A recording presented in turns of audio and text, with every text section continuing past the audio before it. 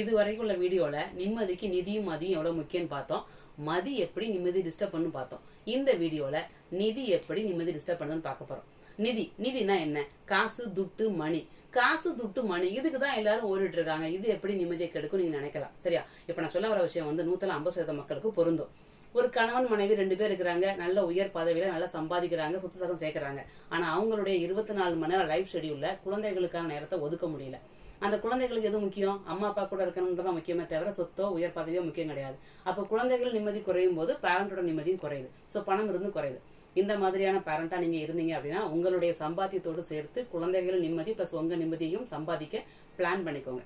ஒரு நடுத்தர வர்க்கத்தை சார்ந்த ஒரு மனிதன் நடுத்தர வர்க்கத்துல குறைந்த ஊதியம் பெற்றாலும் பண ரீதியா அவன் கஷ்டப்படுவானா தவிர மன ரீதியா சந்தோஷமா இருப்பான்.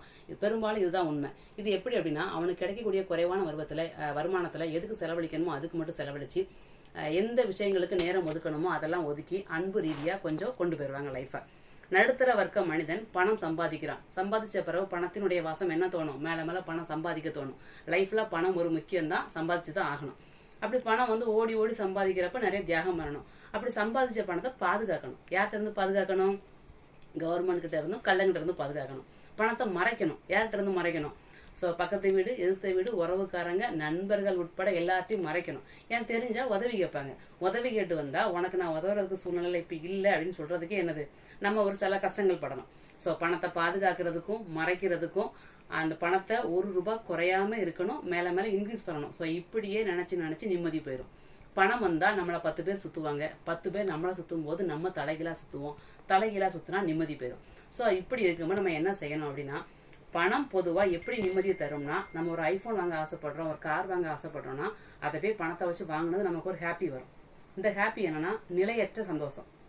இந்த ஐபோனும் காரும் நிரந்தரமா இருக்க போறது கிடையாது. இதே இது ₹1000 சம்பாதிக்கிறீங்க, ஒரு ₹10 அடுத்தவங்களுக்கு உதவி பாருங்க, அந்த நிம்மதி நிலையா இருக்கும். ஒரு பள்ளி கட்டணம் கட்ட முடியாத மாணவனுக்கோ மாணவிக்கோ அந்த பள்ளி கட்டணம் கட்டி பாருங்க, அது உங்க காலமும் பேசும், அந்த நிம்மதி உங்க காலத்துக்கு அப்புறமும் பேசும். ஸோ அதனால பணம் வேணும், நிம்மதிக்கு பணம் வேணும். ஆனா அந்த பணத்தை நிலையற்ற பொருட்கள்ல செலுத்தி நிலையற்ற சந்தோஷத்தை குறைத்து கொண்டு நிலையான இன்பத்தை தேட வழி பண்ணீங்கன்னா நிதியால நிம்மதி அடையலாம். இல்ல நிதியால நமக்கு நிம்மதி குறையும். ஓகேவா? தேங்க்யூ.